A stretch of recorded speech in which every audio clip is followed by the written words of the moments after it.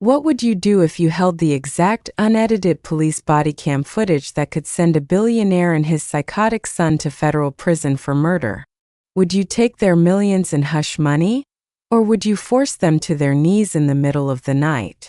Let me show you exactly how a poor orphan black kid systematically destroyed an entire culinary empire. But first we have to go back to where the blood was spilled. Thunder crackled across the pitch-black sky. Heavy, freezing rain lashed violently against the cracked windows of a rundown, deserted diner on the outskirts of the city. It was exactly 3 in the morning. There were no flashing cameras from the paparazzi. There were no sycophantic rounds of applause from a crowded shareholder meeting. Inside this claustrophobic space, there was only a suffocating, heavy silence. Richard, the billionaire tycoon who once crowned himself the undisputed king of a global food empire, was now trembling like a cornered rat.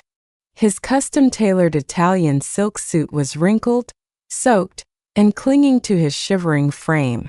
2 massive, expressionless bodyguards pressed their heavy hands down on his shoulders, forcing him to stay seated on the cold metal chair. Sitting directly across from this pathetic display of defeated power was a young black man. He leaned back in his booth, his posture relaxed and completely unbothered. His deep, calculating eyes held absolutely no trace of pity. He slowly tapped his long, slender fingers against the stainless steel table. The rhythmic, hollow sound echoed throughout the diner. It sounded exactly like the ticking of a countdown clock, signaling the execution of a deeply guilty man. The young man slowly slid a thick manila folder and a small black USB drive across the table. Inside that tiny device was the raw, unedited body camera footage from a corrupt patrol officer on a rainy night 10 years ago. The footage did not show a simple traffic accident. It perfectly captured the exact moment a police cruiser executed a lethal, highly illegal precision immobilization technique, known as the PIT maneuver, at highway speeds. The video documented the police vehicle's push bumper making deliberate contact with the rear quarter panel of a heavy freezer truck. The calculated impact at exactly 80 miles per hour forced the truck into a catastrophic, high-speed lateral rotation. It was a tactical maneuver intentionally designed to be fatal, causing the heavy vehicle to flip violently through the air before being crushed into a mangled heap of metal. The young man's voice finally broke the silence. His tone was low, razor-sharp, and entirely devoid of mercy. Sign this confession, walk straight into federal prison, and rot there for the rest of your natural life. Or tomorrow morning, your precious son will be the next one to experience a high-speed vehicle pursuit, ending in a fatal rollover. The young man leaned forward, his gaze piercing straight through the billionaire's shattered ego. The choice is yours, Richard. The billionaire's head snapped up. Those arrogant eyes, which had spent decades looking down on the working class as disposable garbage, were now bloodshot and brimming with sheer terror. His legendary arrogance had completely evaporated, replaced only by a profound, humiliating dread. His wrinkled, trembling hand reached out to grasp the gold-plated luxury pen. Cold sweat poured down his forehead, mixing with the stale rainwater still dripping from his graying hair. Right at the exact millisecond the sharp nib of the pen touched the pristine white paper, time suddenly froze. Do you see this? The utter humiliation of a man who once held the power of life and death in his hands is truly a chilling sight to behold. But to force a ruthless apex predator like Richard to his knees in the shadows of a forgotten diner, the price paid was unimaginably steep. It was a long, agonizing journey of vengeance, a brutal path paved with innocent blood, years of swallowed pride, and the terrifying silent endurance of an orphan child. Let us rewind the clock exactly 10 years. We need to see exactly how this catastrophic fire of hatred was first ignited. 10 years ago, Oak Ridge Elite Academy. This institution was not merely a standard middle school for wealthy families. It was a heavily guarded, exclusive fortress for the absolute upper echelon of the elite class. It was a pristine incubator where the children of the 1% were aggressively trained to inherit and rule the world. The air inside the wrought iron gates of Oak Ridge permanently reeked of generational wealth. It smelled of custom-tailored blazers, absurdly expensive designer colognes, and a deeply toxic systemic arrogance baked into the very foundation of the architecture.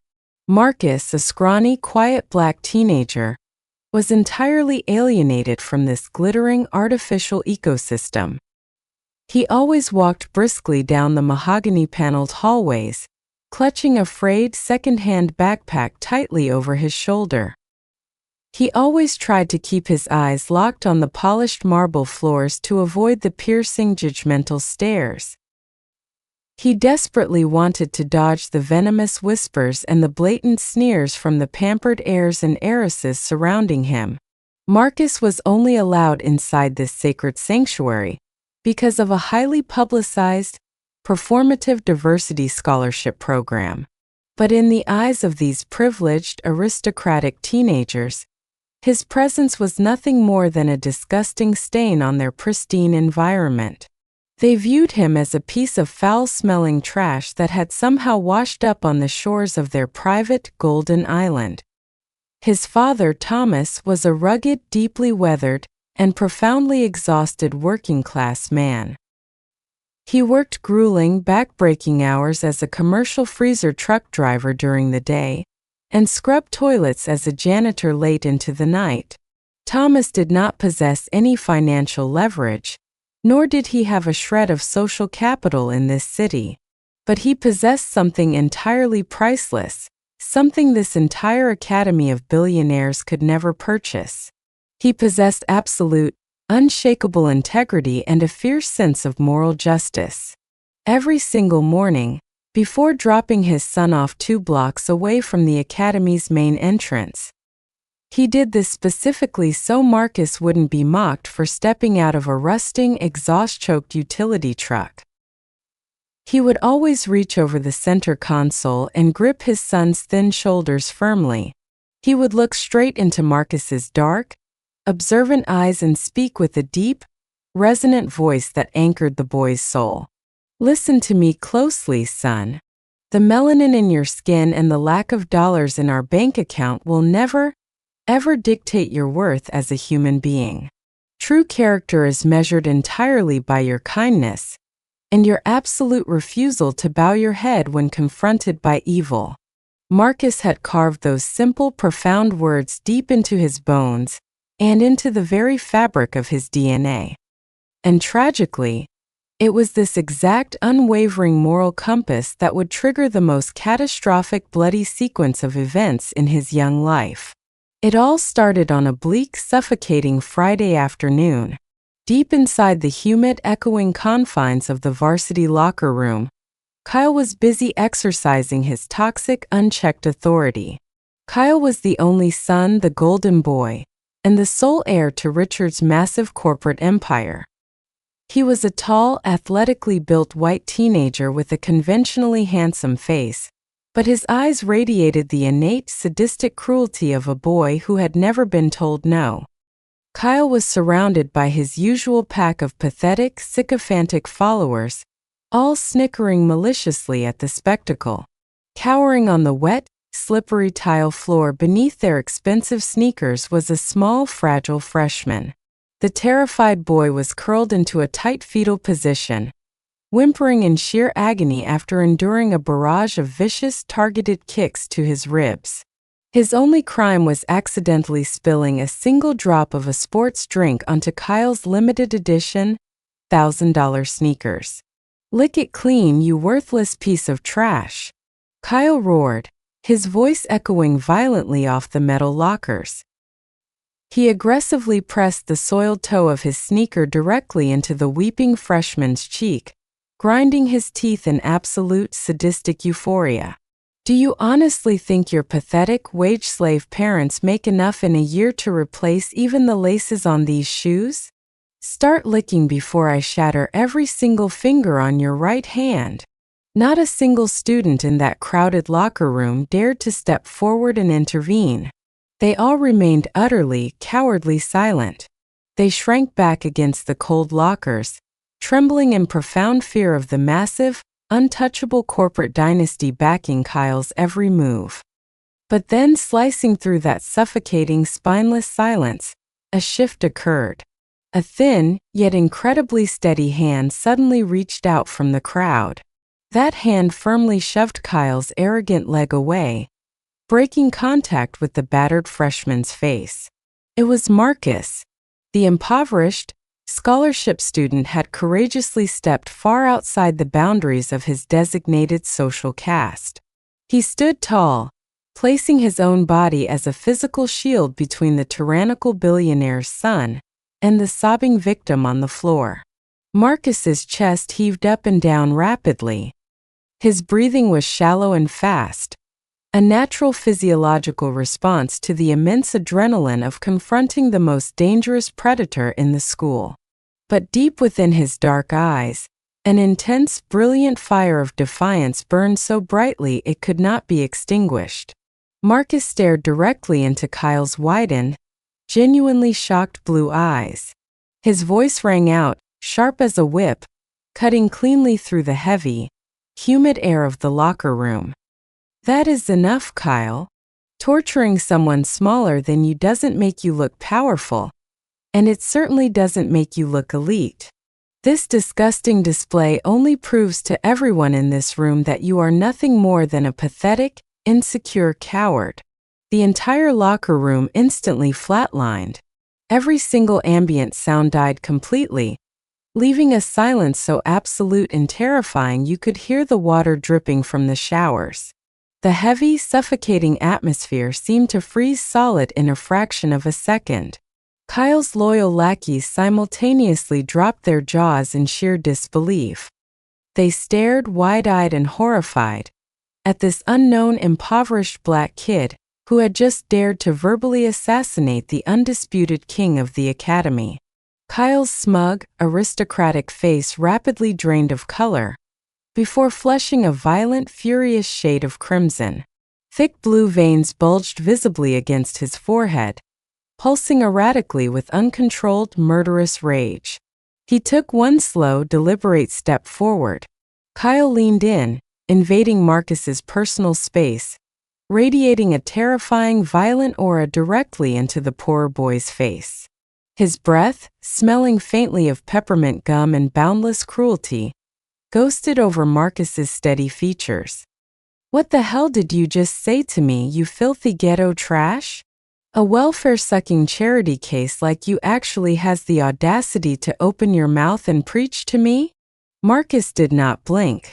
Not even once. His worn-out sneakers remained firmly planted on the slippery, wet tile.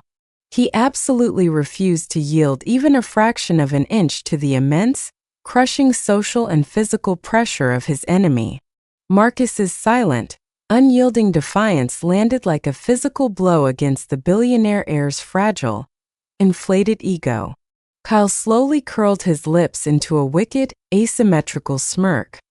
It was a freezing, venomous smile, a clear and present warning that a living hell was about to descend upon the boy who dared to defy the elite. "You are going to regret ever crossing my path, charity case. I swear to God, I will personally teach you the real hierarchy of this unfair world." Kyle aggressively slammed his shoulder into Marcus's chest as he pushed past him. He stormed out of the locker room, violently kicking the heavy metal door open with a deafening crash. He left behind a room completely submerged in a toxic, terrifying atmosphere, thick with the undeniable promise of a catastrophic storm.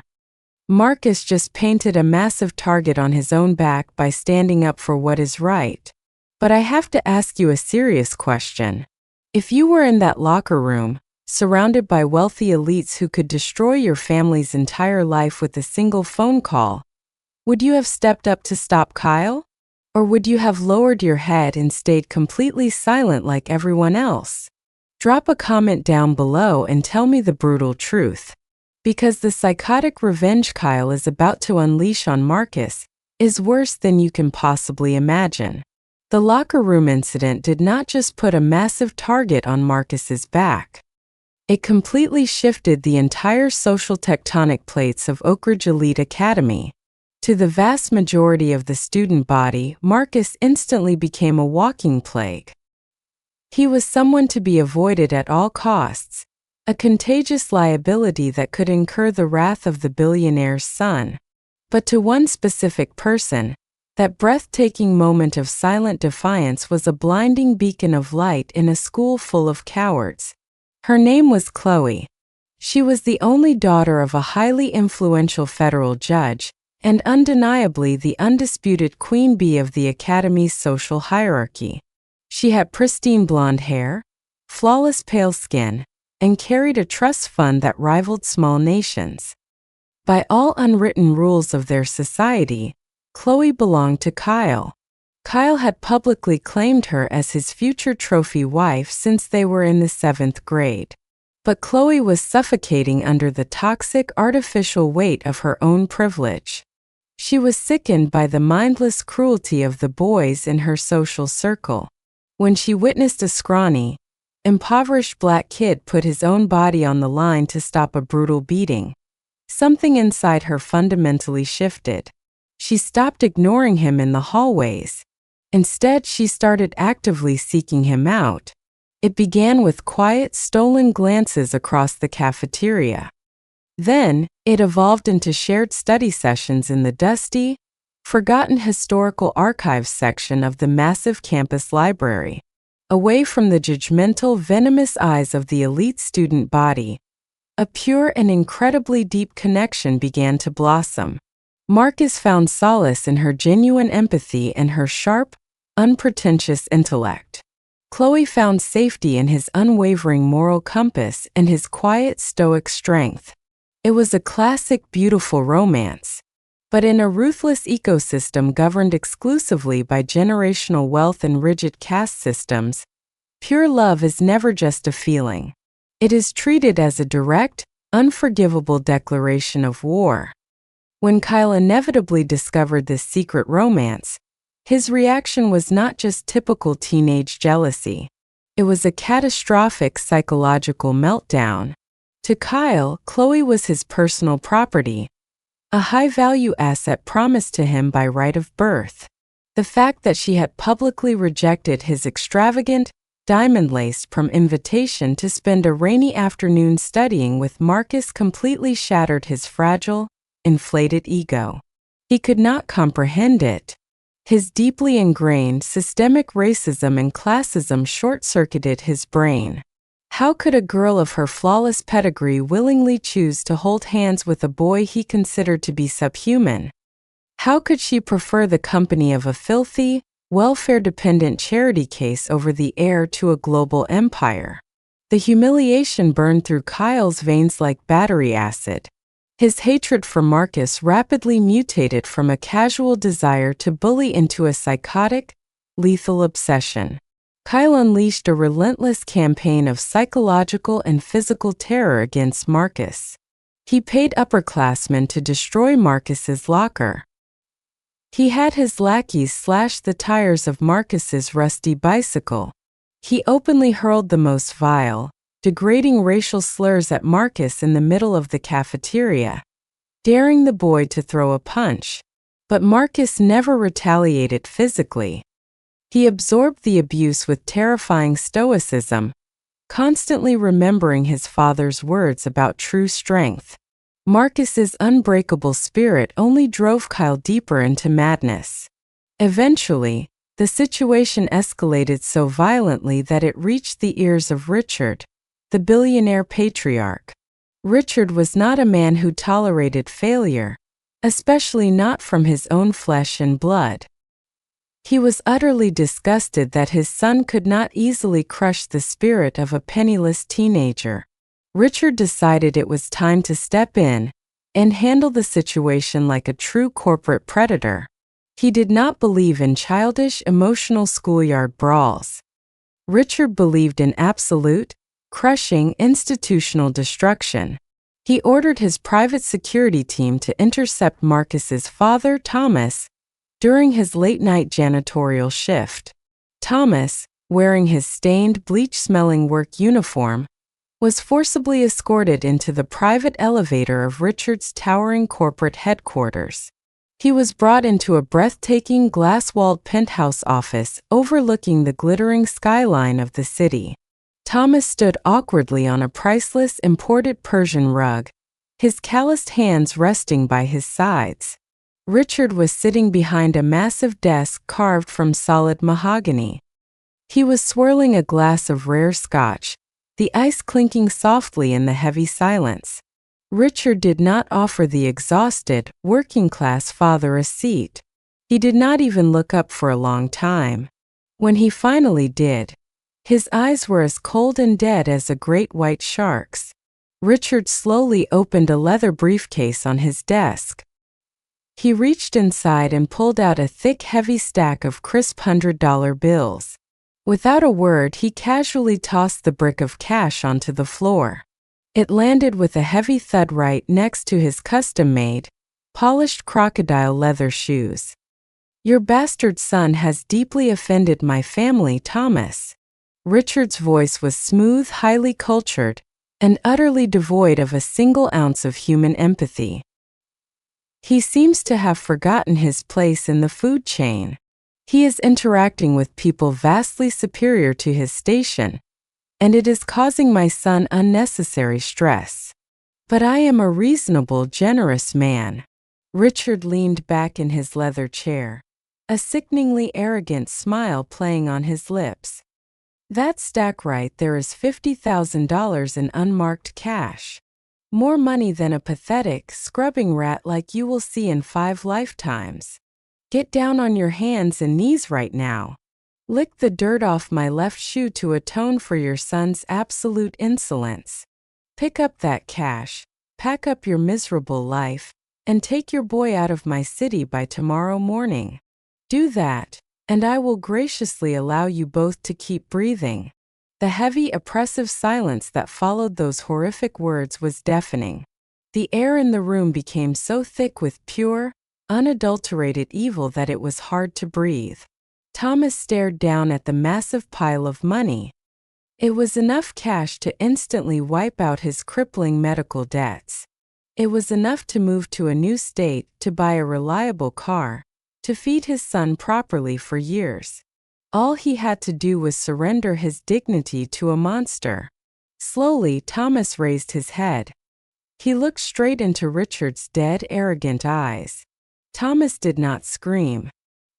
He did not beg, and he certainly did not drop to his knees. He simply gathered a thick wad of saliva in his mouth and spat directly onto the pristine mahogany floor, mere inches from the billionaire's expensive shoes. He did not say a single word. He turned his back on the most powerful, dangerous man in the entire state and walked slowly toward the elevator, his spine perfectly straight. Behind him, Richard did not yell. He did not throw a tantrum like his spoiled son would have. Instead, Richard simply smiled. It was a freezing reptilian smirk that did not reach his eyes. It was the exact, calculated facial expression of an apex predator silently signing a death warrant. By choosing his pride over that dirty money, Thomas had just condemned himself to a brutal execution. But I want you to pause and think about this for a second. If you were a broke, desperate father staring at $50,000, would you have swallowed your pride and licked that man's shoe to protect your child? Or would you have walked away with your honor, knowing it might cost you your life? Tell me what you would honestly do down in the comments below. Because Richard's retaliation for this single act of defiance is going to paint the highway with blood. Richard did not throw a tantrum when Thomas walked out of his office. He calmly picked up a heavy, encrypted satellite phone from his desk drawer. He dialed a number that was not saved in his contacts. The man on the other end was a high-ranking, deeply corrupt captain in the State Highway Patrol. "We have a severe sanitation issue," Richard said smoothly, staring out at the glittering city lights below. "A commercial freezer truck driver. His name is Thomas. He has become an unacceptable liability to my family's peace of mind. Make sure he never makes it back to his pathetic home tonight. And make it look like a tragic, unavoidable accident." The deep, raspy voice on the other end simply grunted in agreement. The price for a working-class man's life was finalized and sealed in less than 30 seconds. Fast forward to 2 hours later. The rain was coming down in absolute sheets, turning the desolate interstate into a slick, deadly mirror. Thomas was gripping the massive steering wheel of his rusted freezer truck. His knuckles were entirely white from the tension. His heart was still pounding heavily against his ribs after the terrifying confrontation in the billionaire's penthouse. He just wanted to get home, hug his son, and figure out how they were going to survive this nightmare. Suddenly, a pair of blindingly bright, high-beam headlights flooded his rearview mirror. It was a dark, unmarked police cruiser. There were no flashing red and blue lights illuminating the rain. There was no wailing siren warning him to pull over to the shoulder. There was only the terrifying, aggressive roar of a high-performance V8 engine, rapidly accelerating right on his tail. Thomas tapped his brakes lightly, trying to signal the aggressive driver to pass him safely. But the dark cruiser did not pass. Instead, it matched the massive truck's speed perfectly, locking onto the rear left quarter panel.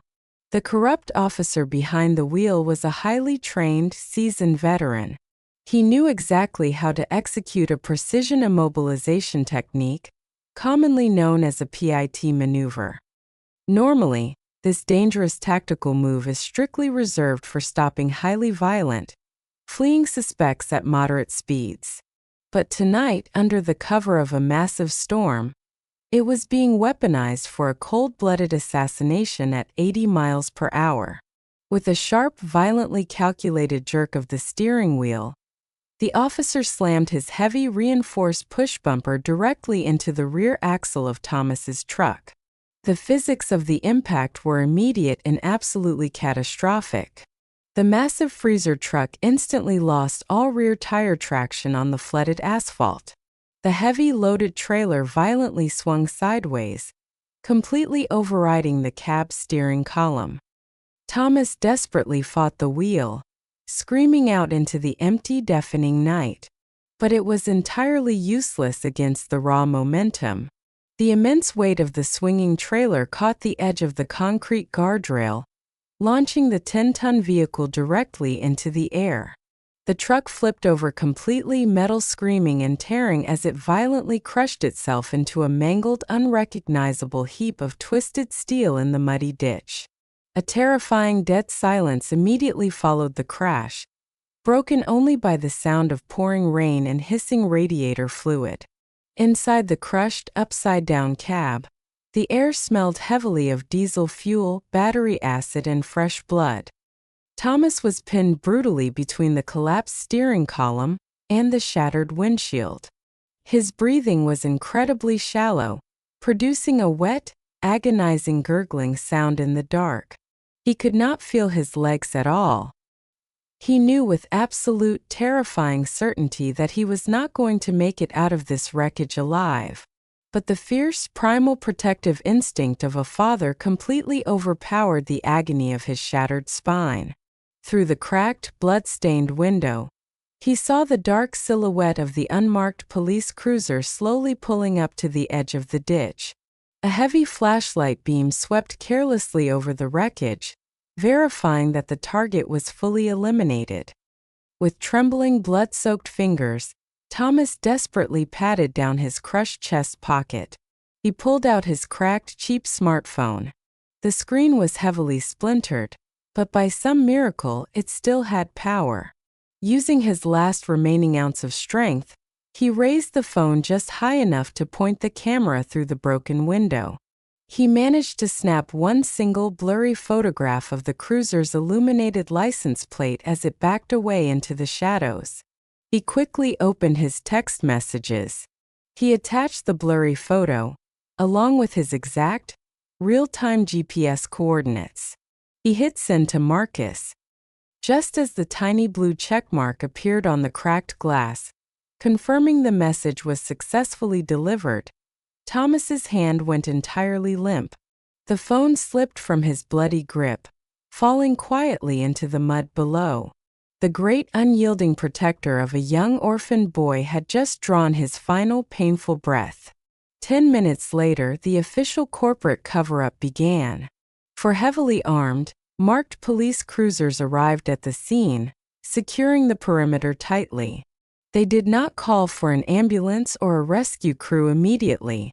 Instead, they stood around in the freezing rain, smoking cigarettes and laughing quietly amongst themselves. The corrupt officer who executed the hit walked down into the ditch, wearing heavy latex gloves. He carelessly tossed a half-empty cheap bottle of whiskey directly into the passenger seat of the crushed truck. The official police report was typed up, signed, and filed before the sun even rose. The cause of death was listed officially as a tragic, single-vehicle accident caused by a severely intoxicated driver who lost control in the rain. The corrupt, elite system had worked flawlessly to protect the billionaire's fragile ego. They had murdered a completely innocent man and legally blamed him for his own brutal execution. But Richard and his payroll of dirty cops made one massive, catastrophic miscalculation. They had absolutely no idea that a digital ghost of their horrific crime had already been transmitted out of the ditch. Now, I want you to stop and really think about the sheer suffocating terror of this specific situation. What would you actually do if the police force, the exact people you pay taxes to protect your family, were the ones hired by billionaires to execute your father? Who do you call for help when the 911 dispatch operators are working directly for the murderers? Drop a comment below and tell me exactly how you would handle this absolute nightmare. Because the way a teenage Marcus handles this trauma is going to shake the entire corrupt city to its very core. Have you ever tried to scream for help in a room full of people who are actively profiting from your silence? That is exactly what absolute systemic helplessness feels like. The morning after his father was brutally murdered, 15-year-old Marcus walked into the central precinct of the State Highway Patrol. His cheap clothes were still completely soaked from the overnight storm. His eyes were hollow, deeply bloodshot, and completely devoid of tears. He clutched his father's cracked, blood-stained smartphone tightly against his chest like a sacred relic. He walked up to the high bulletproof glass of the front reception desk. He did not scream. He did not cry. He calmly slid the phone through the small metal slot, displaying the final, blurry photograph of the unmarked police cruiser and the exact GPS coordinates. "A police officer murdered my father last night," Marcus stated clearly, his voice eerily steady. The heavy-set desk sergeant stopped typing on his keyboard. He looked down at the impoverished black teenager through the thick glass with an expression of sheer, unadulterated disgust. He didn't even bother to look closely at the screen of the phone. Instead, he picked up his desk radio and muttered a few inaudible codes. Less than 2 minutes later, the heavy wooden doors to the inner precinct swung open. Out walked the captain. It was the exact same corrupt, high-ranking officer who had received the satellite phone call from Richard the night before. The captain was a massive, intimidating man with a thick neck and a chest covered in meaningless commendation medals. He walked slowly toward Marcus, projecting an aura of absolute, unchecked authority. He reached through the metal slot and snatched the cracked smartphone from the counter. He glanced at the blurry photo of the cruiser's license plate. A terrifying, cold smirk crept across the captain's face. "This is a tragedy, son." The captain's voice dripped with fake, condescending sympathy. Your old man got drunk, lost control of his heavy rig in the rain, and wrapped it around a concrete barrier. The autopsy report confirms his blood alcohol level was 3 times the legal limit. Marcus felt his blood run entirely cold. His father had been a devoutly religious man who had never touched a single drop of alcohol in his entire life. "You are lying," Marcus said, his fists clenching so hard his knuckles turned white. "He sent me that picture right before he died. One of your cars ran him off the road." The captain's fake smile instantly vanished, replaced by a look of sheer violent menace. He forcefully slammed his massive hand against the bulletproof glass, making the entire frame rattle. "Listen to me very carefully, you delusional little ghetto punk. Your father was a drunk, worthless menace to society who killed himself. This phone is now officially confiscated as state evidence in an ongoing vehicular manslaughter investigation." With a sickeningly casual motion, the captain dropped the only piece of physical evidence Marcus had into his deep uniform pocket. "Now get your filthy shoes out of my precinct before I throw you in juvenile detention for obstructing justice." 2 heavily armed, uniformed officers immediately stepped forward. They grabbed Marcus brutally by his thin shoulders. They dragged him across the polished linoleum floor and violently threw him out the front doors into the freezing pouring rain. Marcus hit the wet concrete hard, scraping his hands and knees. He lay there on the cold sidewalk, completely surrounded by the deafening roar of the morning city traffic. The realization crashed down on him like a 10-ton steel beam. The system was not broken. The system was working exactly as it was designed to work. It was a flawless, impenetrable machine built exclusively to protect billionaires like Richard and to crush people like Thomas into dust. If Marcus tried to fight them with explosive anger or violence, they would simply shoot him in the street and label him a dangerous thug. He was completely alone in the dark.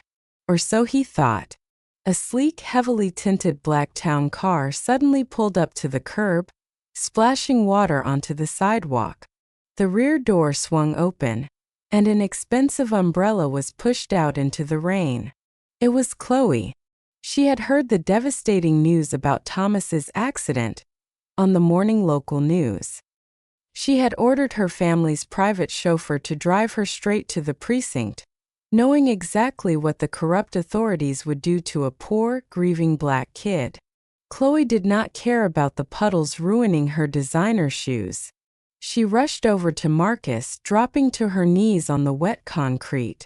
She wrapped her arms tightly around his shivering, traumatized body. She did not offer him empty, useless platitudes about how everything was going to be okay, because they both knew absolutely nothing was okay. "They took the phone," Marcus whispered, his voice finally breaking under the immense, suffocating weight of his grief. "They took the only proof I had." Chloe held his face in her soft hands, looking fiercely into his broken eyes. "Then we will find another way, Marcus. My father is a federal judge. I have access to clearance levels and internal cloud servers these dirty street cops don't even know exist. I promise you, I will dig through every single byte of their secure digital archives until I find the raw body cam footage from last night. But you have to promise me something right now." Chloe's eyes were blazing with a terrifying protective intensity. "You have to stay alive. You cannot let them provoke you into a suicide mission." In that exact freezing moment on the wet pavement, a profound transformation occurred deep inside Marcus's soul. The terrified, grieving boy died right there on the concrete. What rose in his place was an entirely different creature. He became a silent, apex predator, completely stripped of all fear and hesitation. He made a silent vow to the universe. He would not demand justice from a blind, corrupt system. He would become the executioner himself. A few days later, Marcus was quietly packing up his deceased father's meager belongings in their tiny, damp apartment. Deep inside his father's battered work locker, he found a pristine hardcover book. It was a heavily publicized autobiography titled The Culinary Empire: My Ruthless Journey to the Top. The author was Richard, the exact billionaire who had ordered the hit. His father had likely found it in the trash at the corporate headquarters and brought it home to use as a heavy paperweight. Marcus sat down on the edge of his squeaky mattress and stared at the smug, arrogant face of the billionaire printed on the glossy dust jacket. Most people would have immediately thrown the book into the fireplace in a fit of rage. But Marcus slowly opened it to the first chapter. He did not read it as a motivational success story. He read it as a highly detailed, intimately self-published confession of a corporate psychopath. Richard's ego was so incredibly massive that he had practically outlined his entire illegal playbook in the pages. He bragged about exploiting complex tax loopholes. He detailed his aggressive, predatory tactics for starving out independent suppliers. He openly discussed how to manipulate local real estate zoning laws to crush small restaurant competitors. The billionaire had foolishly handed his most vulnerable, unprotected blueprints directly to his worst enemy. Marcus spent the next 5 years operating entirely in the shadows. He worked 4 grueling minimum-wage jobs in commercial kitchens, mastering the chaotic back end of the food and beverage industry. He slept only 3 hours a night. The rest of his time was spent meticulously dissecting Richard's empire, mapping out every single vulnerability, every shell company, and every corrupt supplier the billionaire used. While Kyle was busy partying on yachts and throwing his father's money at models, Marcus was silently sharpening a financial guillotine. He was preparing to use Richard's own toxic hypercapitalist formula to slowly bleed the billionaire dry. Now, I want you to be completely honest with yourself. If the corrupt police force looked you in the eye, destroyed the evidence of your father's murder, and threw you into the street, could you actually maintain your composure? Could you swallow that burning rage, stay perfectly silent, and spend 10 grueling years studying your enemy's book to plot the perfect revenge? Or would you have snapped right there in the precinct and ended up in prison for attacking a cop? Drop a comment below and tell me exactly how you would handle that level of absolute, suffocating injustice. Because Marcus's silent, calculated rise to power is about to become Richard's worst living nightmare. 5 agonizing years passed in absolute, suffocating silence. To the corrupt elite of the city, Marcus had simply ceased to exist. He was just another tragic statistic, another poor kid swallowed whole by the unforgiving streets. But in reality, Marcus was not hiding. He was incubating.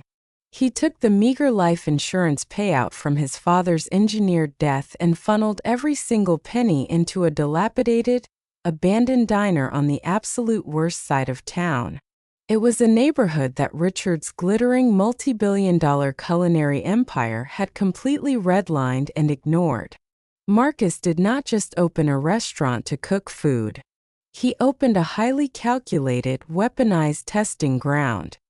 He named it Thomas & Son, a silent, invisible monument to the blood spilled on that rainy highway. Every single night, after scrubbing the grease traps and balancing the razor-thin ledgers, Marcus would open Richard's autobiography. The spine of the book was completely broken, the pages highlighted, annotated, and stained with sweat.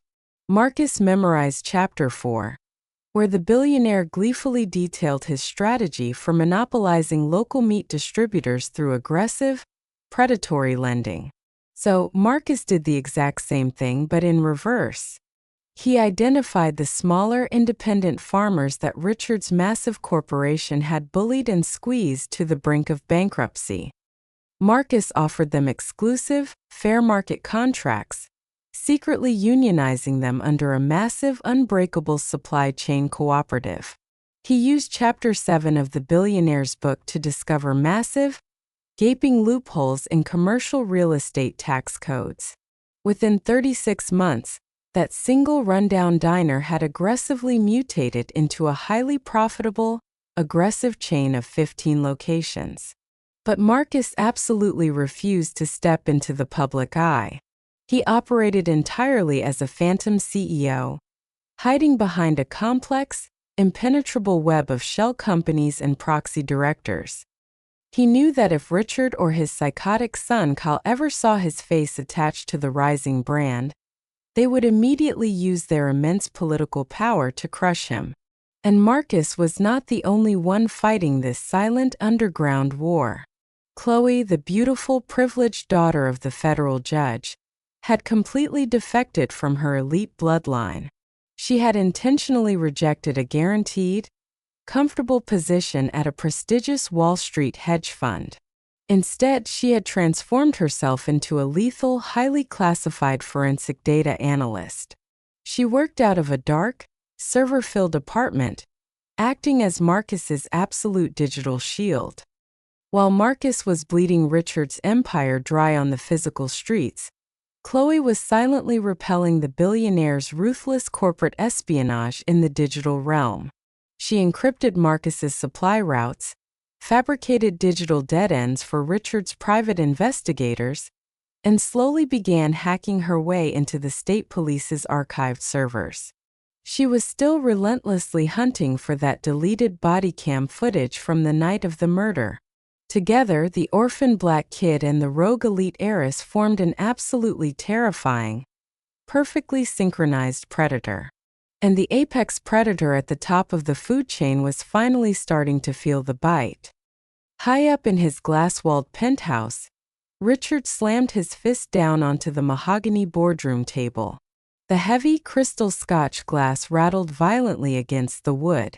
His expensive, custom-tailored suit felt uncomfortably tight as he stared at the plummeting quarterly revenue charts displayed on the massive screen. His flagship restaurants in the lower and middle-income districts were hemorrhaging cash. They were being systematically dismantled by a nameless, faceless competitor that seemingly anticipated his every single corporate move. Richard did not know he was fighting Marcus. He just knew his untouchable empire was suddenly bleeding. "I want this phantom company completely erased from the map," Richard roared, his face turning a dangerous shade of crimson.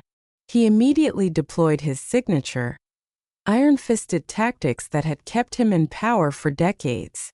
He dispatched teams of highly paid, deeply corrupt corporate lawyers to file frivolous, exhausting lawsuits against Marcus's proxy shell companies.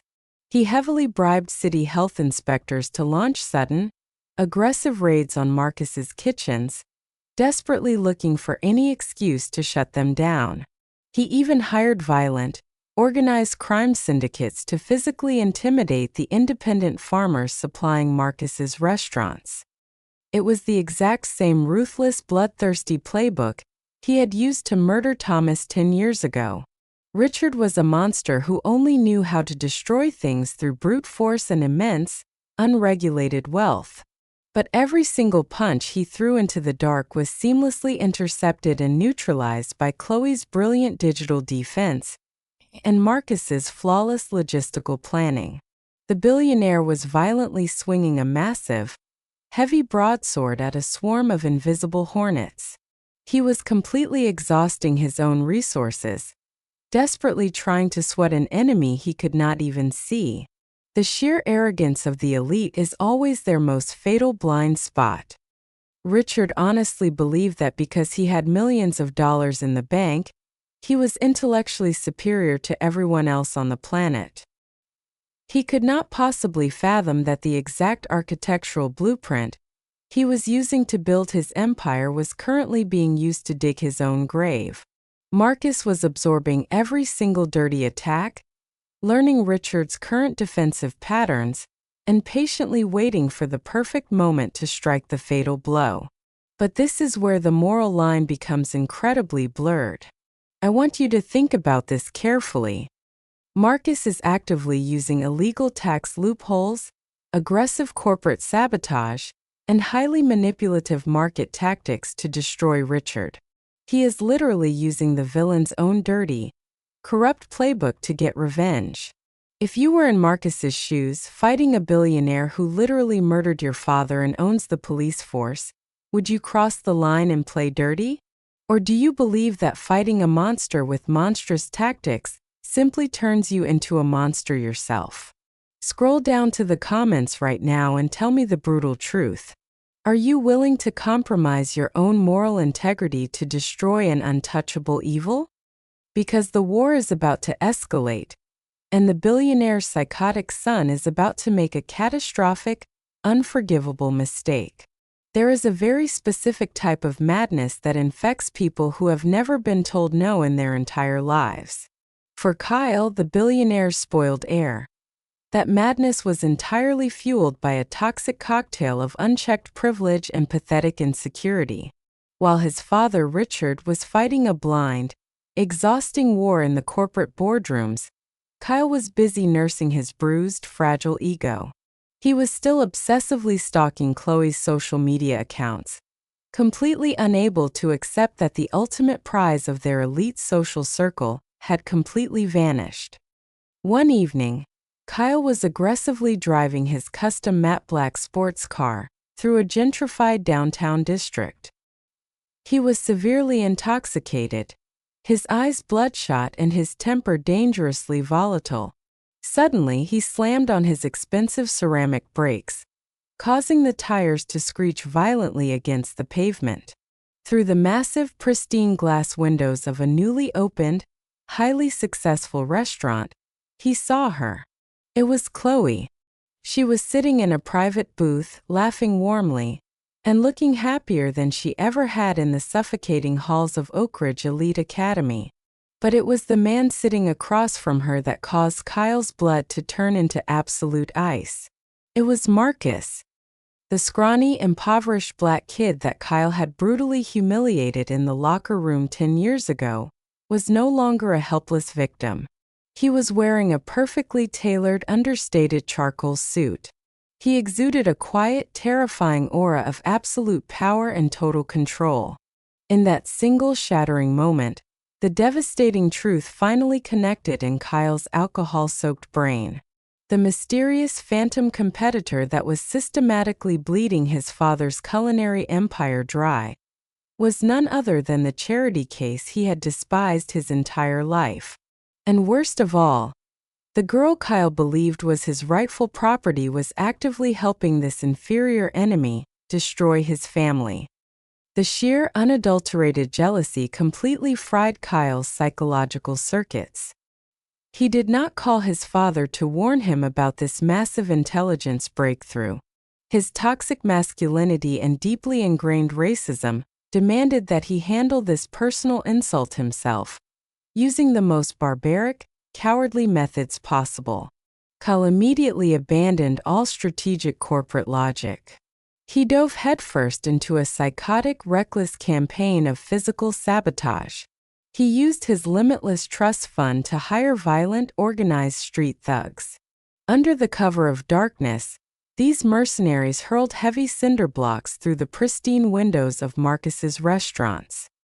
They aggressively vandalized the delivery trucks, slashing tires and pouring thick, corrosive bleach into the fuel tanks. Kyle even paid off corrupt, degenerate city health inspectors to secretly plant heavily contaminated, rotting meat inside Marcus's walk-in freezers right before an official audit. He wanted to completely humiliate Marcus, to drag him back down into the gutter where Kyle believed he fundamentally belonged. But Kyle was a foolish, impulsive amateur playing a deadly game of chess against two flawless, hardened grandmasters.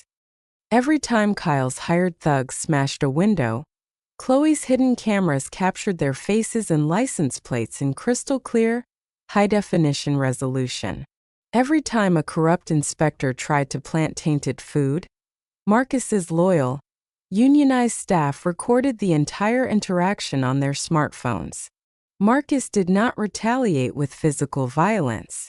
He simply absorbed the damage, calmly cataloging every single one of Kyle's desperate, illegal mistakes. When Richard finally discovered what his psychotic son was doing, the billionaire was absolutely furious. But his anger was not rooted in morality or basic human decency. He was enraged because Kyle was being sloppy and leaving a massive paper trail. However, instead of throwing his deeply flawed son to the wolves, Richard did what corrupt billionaires always do. He aggressively deployed his bottomless financial resources to build a protective wall around his bloodline. Richard spent millions of dollars overnight, heavily bribing local judges to bury the vandalism reports. He paid off the aggressive media conglomerates to completely ignore the blatant sabotage happening to Marcus's restaurants. He thought his money made his family completely invincible. But this arrogant, blind nepotism was the exact catastrophic vulnerability that Chloe had been patiently waiting for over the last 5 years. While Richard was desperately scrambling all of his cybersecurity teams and legal fixers to cover up Kyle's messy, violent tantrums on the streets, he left the massive, highly sensitive internal servers of his own corporate headquarters completely unguarded. It was a fatal, irreversible mistake. From her dark, heavily encrypted apartment, Chloe launched a devastating surgical digital strike. She effortlessly bypassed the distracted firewalls and bypassed the secondary security protocols. She completely infiltrated the deepest, most heavily guarded financial archives of the billionaire's empire. And there, hidden beneath layers of fake shell companies and offshore accounts, she found the holy grail of their entire revenge plot. It was the Black Ledger. It was a highly detailed, meticulously categorized digital record of every single dirty bribe Richard had ever paid to the corrupt State Highway Patrol. It included exact dates, offshore routing numbers, and the specific badge numbers of the officers involved. And sitting right at the very top of that bloody payroll was the captain who had ordered the brutal maneuver that murdered Marcus's father. Chloe's hands were shaking violently as she downloaded the encrypted files onto a secure external drive. The system was finally cracked wide open. The impenetrable armor of the billionaire elite had just been shattered from the inside out, all because a spoiled, racist heir could not handle being rejected by a woman. Now, I want you to put yourself in Marcus's position for just a moment. You finally have the absolute, undeniable proof of the corruption that killed your father. Do you immediately take it to the FBI and hope the federal justice system actually works against billionaires? Or do you take the law into your own hands and use that information to completely destroy their lives, dollar by dollar, before they even know what hit them? Drop a comment below and tell me your exact strategy. Because Marcus is about to unleash a financial bloodbath that will make the stock market crash look like a minor inconvenience. Chloe stared at the glowing computer monitors, her face illuminated by the endless streams of decrypted data. She had just handed Marcus the master key to the billionaire's destruction. The digital ledger did not just contain a few random bribes. It was a comprehensive, decade-long record of systemic, highly illegal payouts to city officials, judges, and high-ranking police officers. And sitting right there, highlighted in cold, hard numbers, was the exact amount paid to the highway patrol captain on the night of Thomas's murder. Marcus did not immediately call the federal authorities. He knew that bringing a spreadsheet to the FBI would only result in a long, drawn-out legal battle where Richard's expensive lawyers could stall for years. Marcus wanted absolute, undeniable leverage.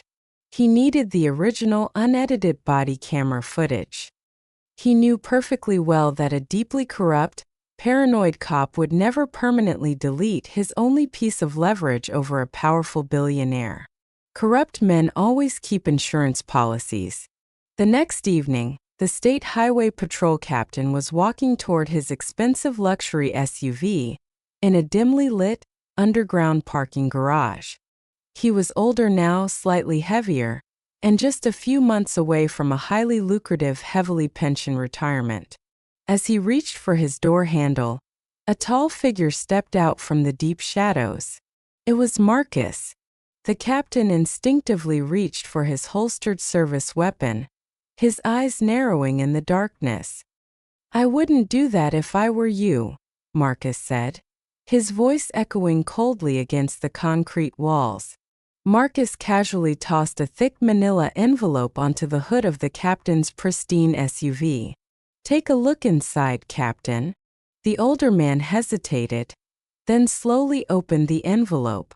Inside were high-resolution printouts of his secret offshore bank accounts, cross-referenced perfectly with the exact dates he had covered up Richard's crimes.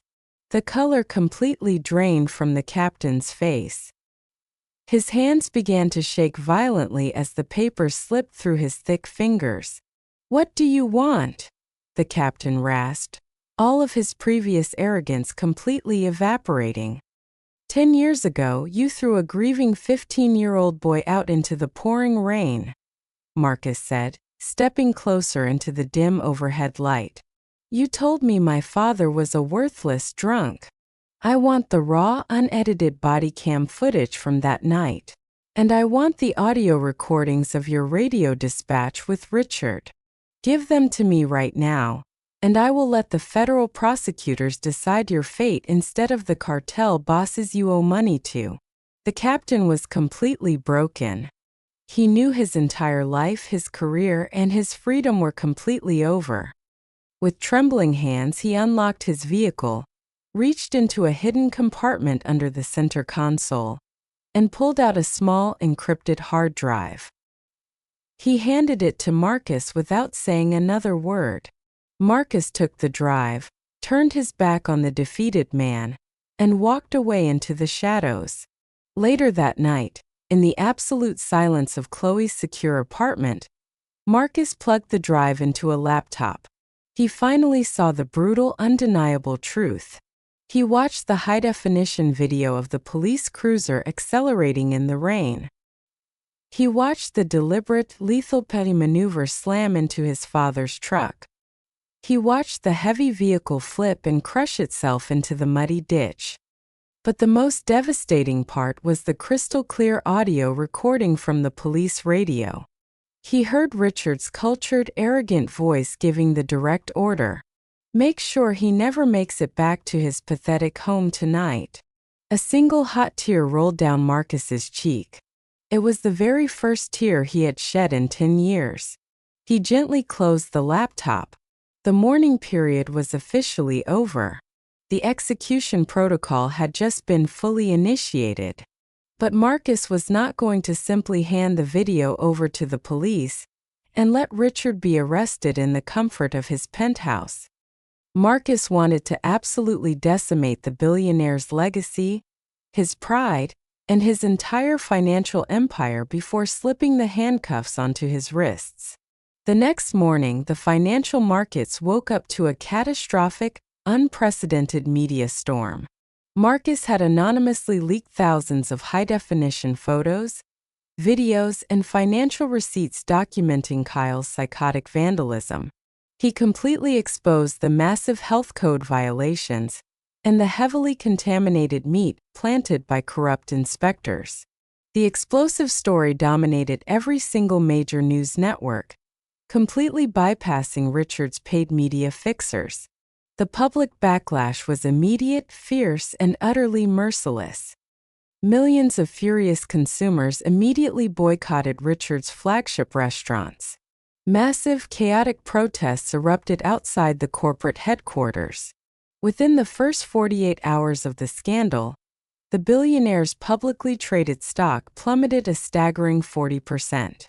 Up in his glass tower, Richard was practically foaming at the mouth with rage.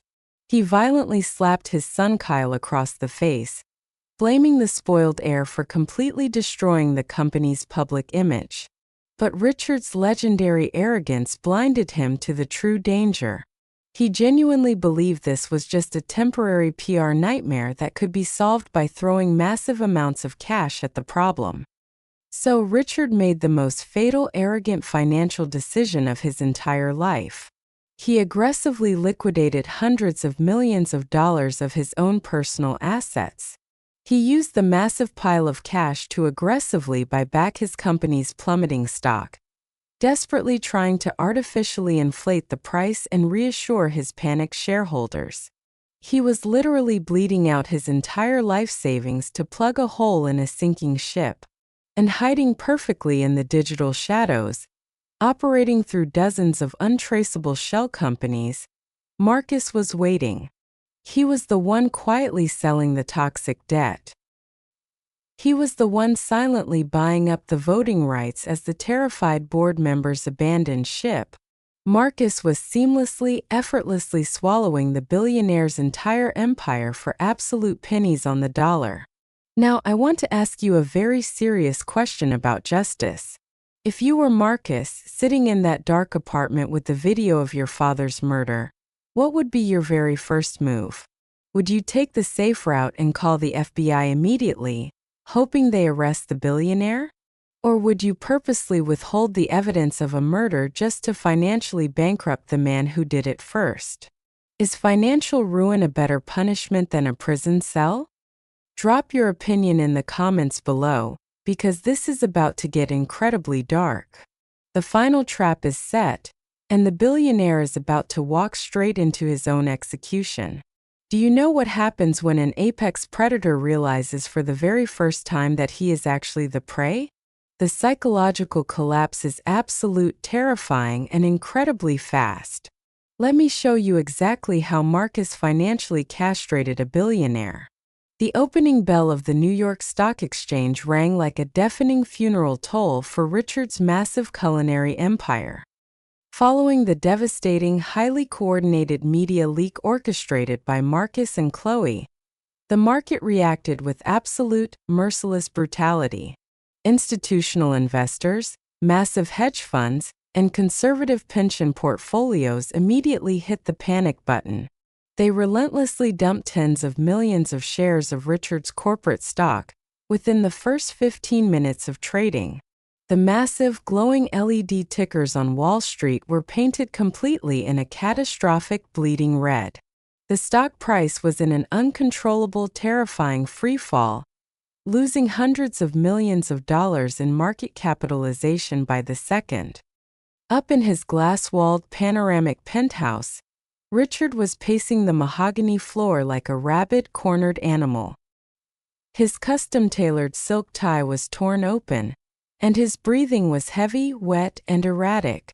His team of highly paid, elite financial advisors and corporate lawyers begged him to immediately declare bankruptcy. They pleaded with him to restructure the massive corporate debt and to temporarily step down as CEO to appease the furious, boycotting public. But Richard's legendary, toxic arrogance completely blinded his rational judgment. He had spent his entire adult life firmly believing that he was an invincible, untouchable god of modern capitalism. He genuinely believed that this was simply a coordinated, jealous attack by lesser men who were envious of his immense success. He absolutely refused to surrender his crown to the angry mob. "I will buy it all back," Richard screamed. His face flushed a dangerous, violent shade of purple. "Liquidate absolutely everything. Sell the overseas luxury estates. Empty the offshore accounts. Cash out the private equity funds immediately. We are going to buy back every single dropped share and artificially force this stock back to the top of the market." It was the most fatal, spectacularly stupid financial decision in modern corporate history. Richard was aggressively pouring his entire personal fortune, his generational life savings, into a massive burning sinkhole. He was desperately trying to catch a falling knife, completely unaware that Marcus was the one firmly holding the handle. Down in the dark, silent server room of her secure apartment, Chloe's fingers flew rapidly across her glowing keyboards. She was flawlessly orchestrating the most brilliant, ruthless short squeeze ever conceived by a rogue analyst. She watched the data streams with profound, icy satisfaction, feeling completely vindicated for betraying her toxic elite bloodline. As Richard foolishly dumped billions of dollars in hard cash to inflate the stock price, Marcus's phantom shell companies were aggressively shorting it at the temporary peak. They were essentially borrowing Richard's own overvalued shares, selling them back to him at an inflated price, and using his own money to fund their ultimate hostile takeover. It was a flawless, invisible financial guillotine slowly descending on the billionaire's neck. Richard frantically dialed his heavily encrypted satellite phone, desperately trying to reach the corrupt politicians and judges he had bribed for decades. He needed a massive federal bailout. He needed emergency government intervention to freeze the trading. But every single phone call went straight to a dead, automated voicemail. The elite parasites had smelled the rotting corpse of his empire, and they had completely abandoned him to save themselves. By the end of the trading week, the catastrophic trap finally snapped shut. Richard had completely exhausted all of his liquid assets and leveraged properties. His massive cash reserves were entirely depleted to the last cent. The major global investment banks, sensing the heavy blood in the water, immediately issued massive margin calls that Richard could not possibly pay. The stock price, no longer artificially propped up by the billionaire's desperate, bleeding cash injections, plummeted all the way down to a few pathetic pennies. Richard's massive, intimidating global empire was now officially worth less than the rusted, blood-stained freezer truck his men had crushed 10 years ago. But Marcus was not finished with the execution. Through a complex, heavily disguised labyrinth of proxy buyers and offshore corporate entities, Marcus quietly began buying up the absolute bottom of the market. He was aggressively acquiring the dumped, worthless voting shares by the millions for fractions of a penny. Piece by piece, share by share, the orphan black kid was silently swallowing the billionaire's legacy whole. Meanwhile, the psychological toll on the billionaire's family was absolutely devastating to witness. Kyle, the spoiled, psychotic heir who had started this entire war over a bruised ego, was experiencing a complete mental breakdown. His platinum, limitless credit cards were suddenly declining at luxury boutiques and exclusive downtown nightclubs.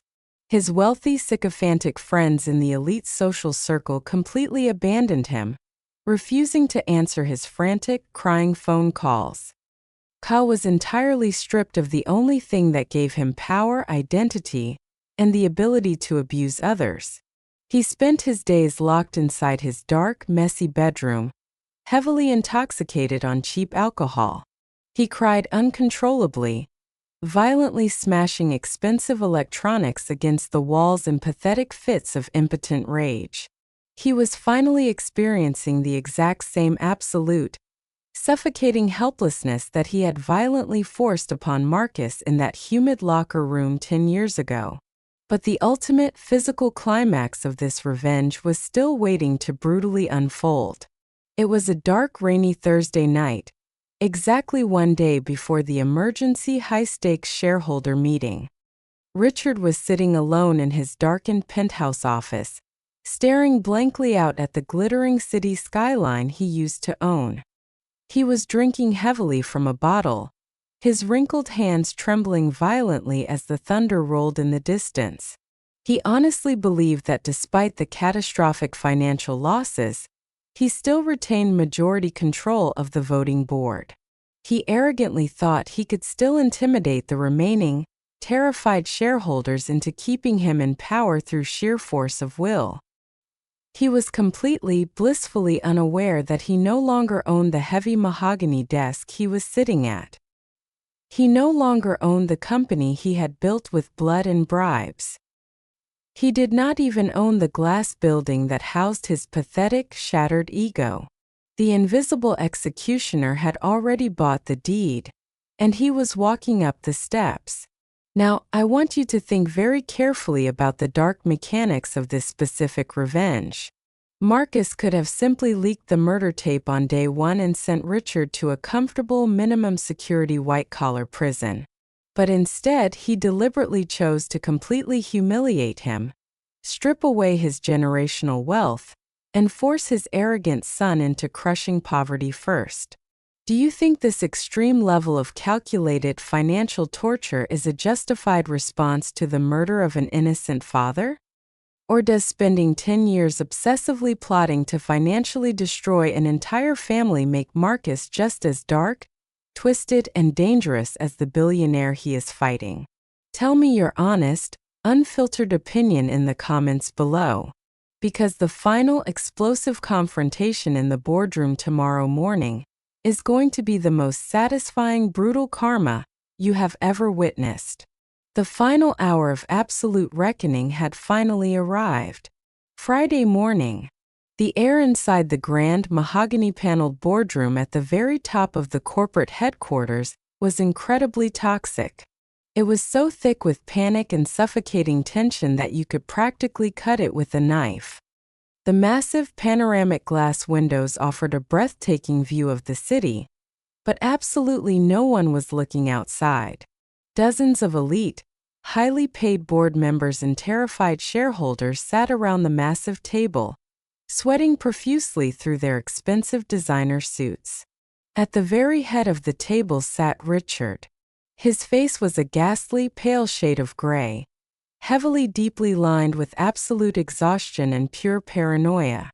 His arrogant, untouchable aura had completely shattered overnight. Sitting slumped in a dark corner of the room was his son Kyle.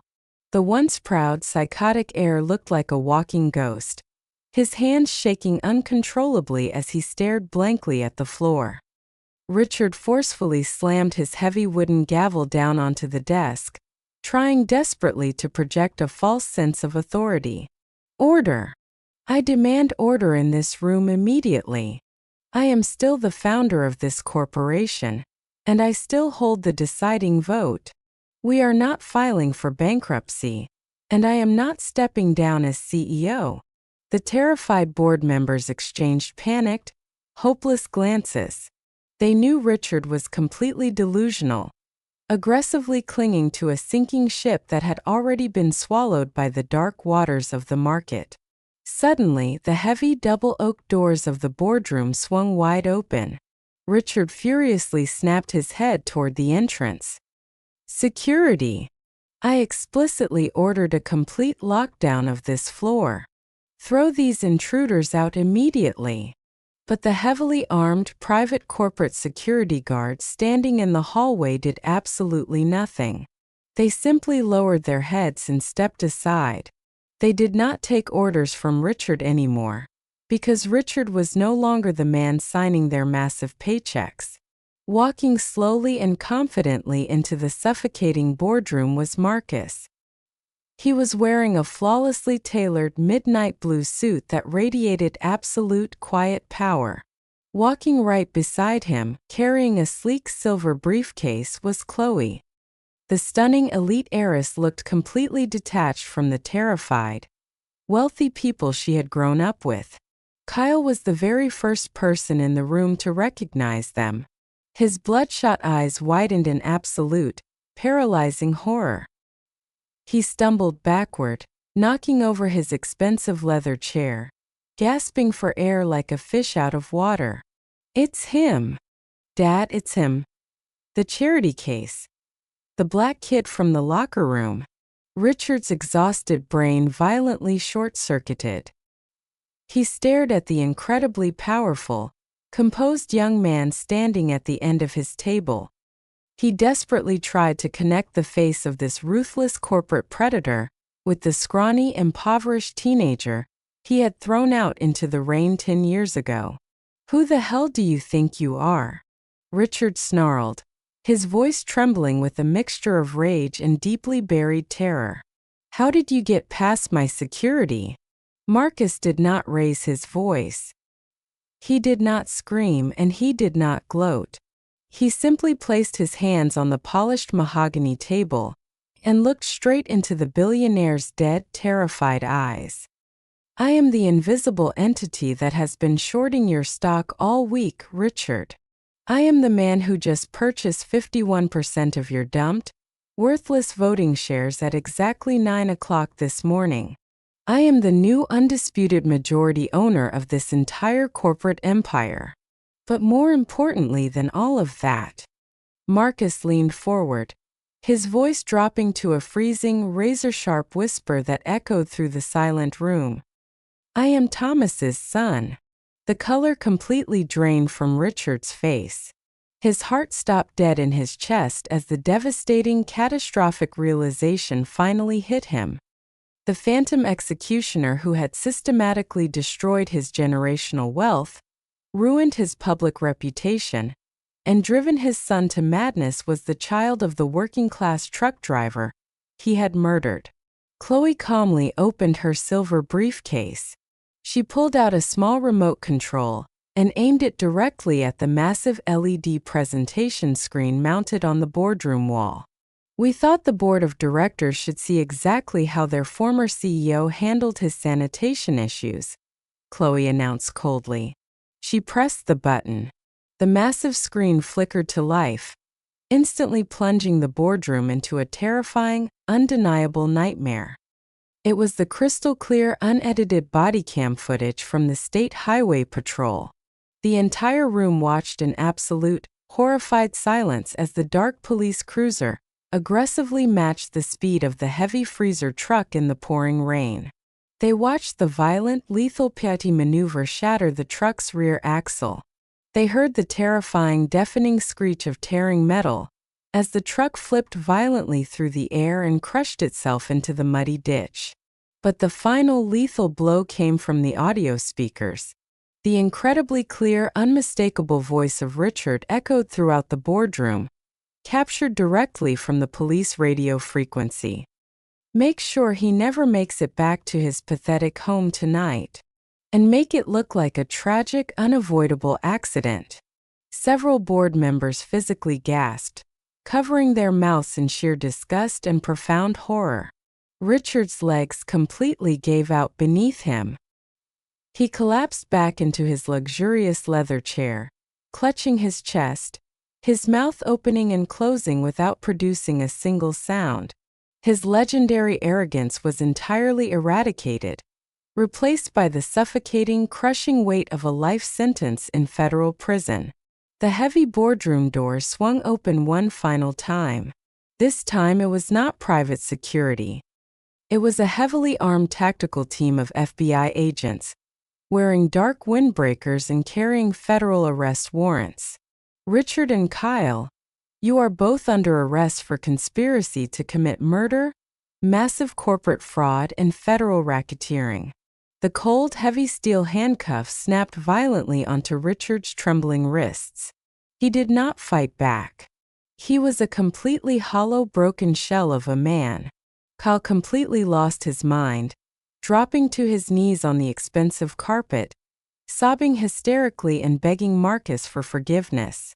Please, I'll do anything. We're sorry. Take the money, just don't let them lock me up.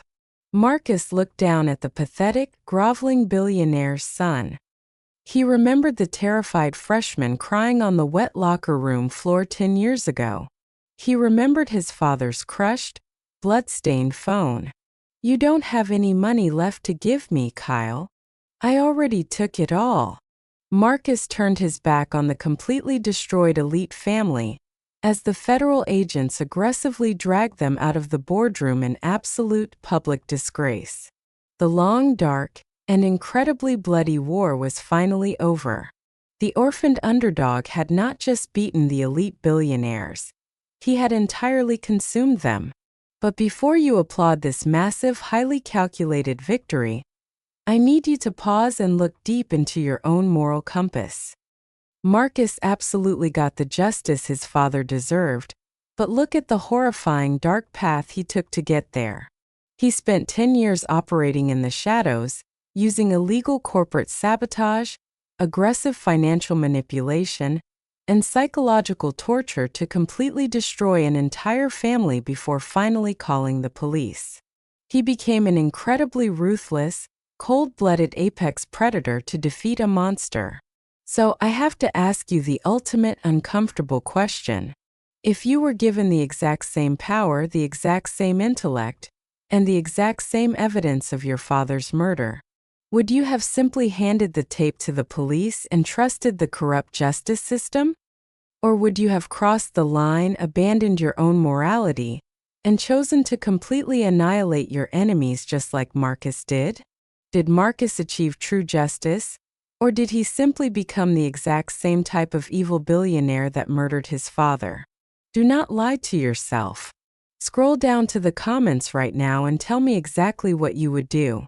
Because the line between a righteous hero and a terrifying villain is much thinner than you think.